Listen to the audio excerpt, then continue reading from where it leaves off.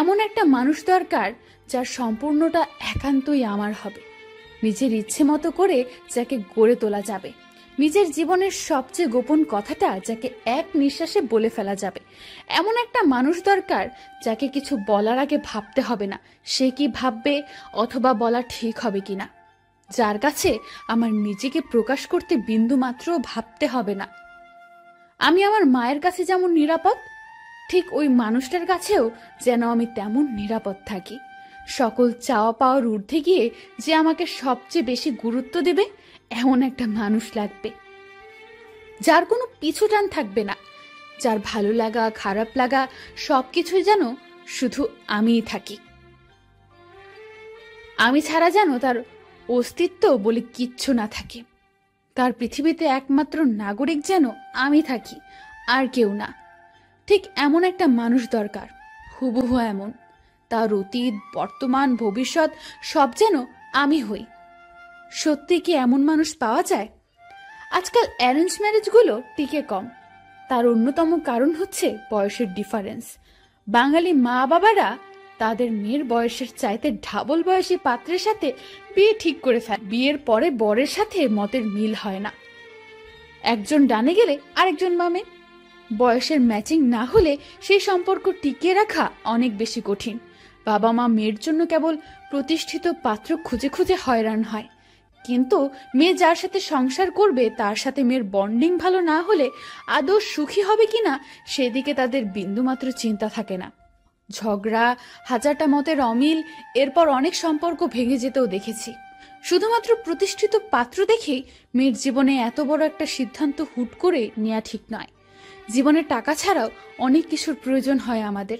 যার সাথে সংসার করবে সে যদি তাকে বুঝতেই না পারে, তার সাথে যদি মতের মিলই না হয়, তবে সে সংসার টিকিয়ে রাখা আর গলায় কাটা বাঁধিয়ে রাখা সমান। আর যদি বিয়ে না হয় তাহলে হয়তো বা ভালোবাসাটা থাকে, শুধু মানুষটাই থাকে না। মানুষ এবং ভালোবাসা এই দুয়ের মধ্যে ভালোবাসাটাই বেশি প্রিয়। সময় বদলায়, মানুষ বদলায়, কিন্তু কিছু অনুভূতি কখনো বদলায় না। অনেক দিন, অনেক মাস, অনেক বছর পরেও অনুভূতিগুলো একই রকম থেকে যায়, হৃদয়ের কোনো এক কোণে কোণঠাসা হয়ে। 10 বছর সম্পর্ক ভেঙে দিয়ে ভালোবাসার মানুষটা যেদিন আমাকে ছেড়ে চলে গেল, বিশ্বাস করুন আমি প্রচুর কেঁদেছিলাম। বেঁচে থাকার সবটুকু স্বাদ শেষ হয়ে গিয়েছিল। আমি অনেক ভেঙে পড়েছিলাম, অনেকবার আত্মহত্যাকে মুক্তির পথ ভেবে সেই পথে পা বাড়িয়েছিলাম। কিন্তু তখন আমার পরিবারের ছবিটা সামনে ভাসছিল।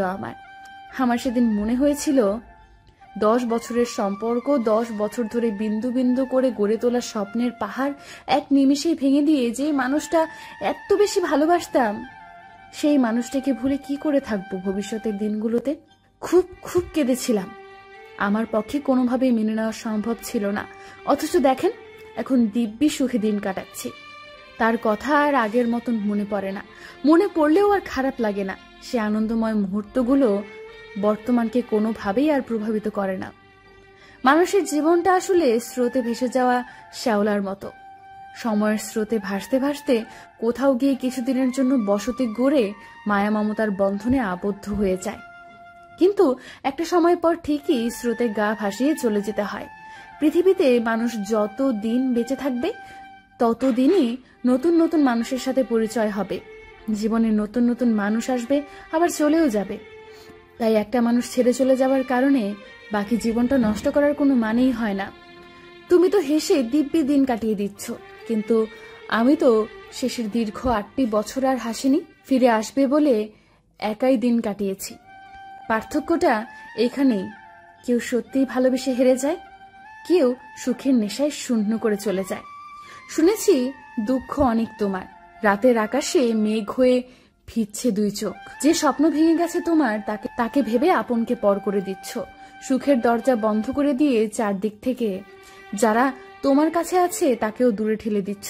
প্লিজ নিজেকে আর কষ্ট দিও না। আমার যতটুকু ভুল হয়েছিল, যেটুকু আমার ছিল ব্যর্থতা, বুকের চিতায় সাজালাম সব, উদ্ধার দাও।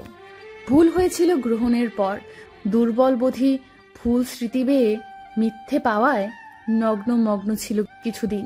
তবুও হিংসা করা খারাপ, অহংকার করা খারাপ, কারণ এগুলো পতনের মূল, যা তোমাকে নিমেষেই ধ্বংস করে দিতে পারে। মানুষের জীবনে অন্যতম কঠিন কাজ হলো নিজে যতটুকু পাওয়া যায় ততটুকু নিয়ে সন্তুষ্ট থাকা। আমরা মানুষগুলো এমনই যে নিজেকে নিয়ে সন্তুষ্ট থাকতে পারি না, শুধু অন্যকে নিয়ে হিংসা করতে থাকি। নিজের 4 আনা সম্পত্তি নিয়ে যখন অন্যের 16 আনার উপর হিংসার আগুনে জ্বলে যায়, ঠিক এর আড়ালে কখন যে নিজের 4 আনাও হারিয়ে ফেলি তা একটুকুও টের পাই না, একটুও না। বৃষ্টি হওয়ার আগে দেখবেন আকাশে ঘন কালো মেঘের আভাস পাওয়া যায়। শীত আসার আগেও যেমন ধীরে ধীরে ঠান্ডা পড়তে শুরু করে, আবার বন্যা হওয়ার আগেও যেমন ঘন ঘন বৃষ্টি দেখা যায়, ঠিক তেমনি ভাবে বড় হয়ে কে কি হবে তার আভাসও ছোটবেলা থেকেই কিন্তু টের পাওয়া যায়।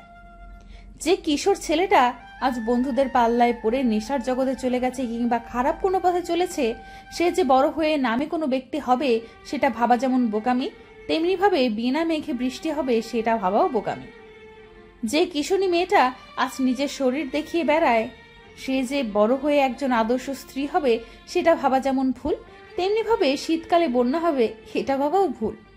ছোট ছেলে মেয়েরা বড় হয়ে কি হতে পারে এটা বাবা মায়ের চেয়েও আগে বলতে পারে একজন শিক্ষক। যেসব ছাত্রছাত্রী ভালো পড়ালেখা পারে তাদের প্রতি শিক্ষকের আলাদা নজর থাকে। যে ভালো গান গায়, যে ভালো নাচতে পারে, যে ভালো বক্তৃতা দিতে পারে, যে ভালো খেলতে পারে, যে ভালো লিখতে পারে, সবার প্রতি আলাদা করে নজর থাকে। কারণ শিক্ষকরা মনে করে এরাই বড় হয়ে কিছু একটা হবে।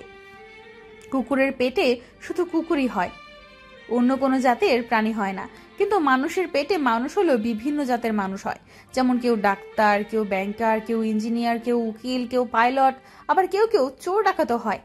হাতির কোনো বাচ্চা হলে সেই বাচ্চা সাথে সাথে দাঁড়াতে পারে, কিন্তু মানুষের বাচ্চা হলে দাঁড়ানো তো দূরের কথা, বসতেই পারে না।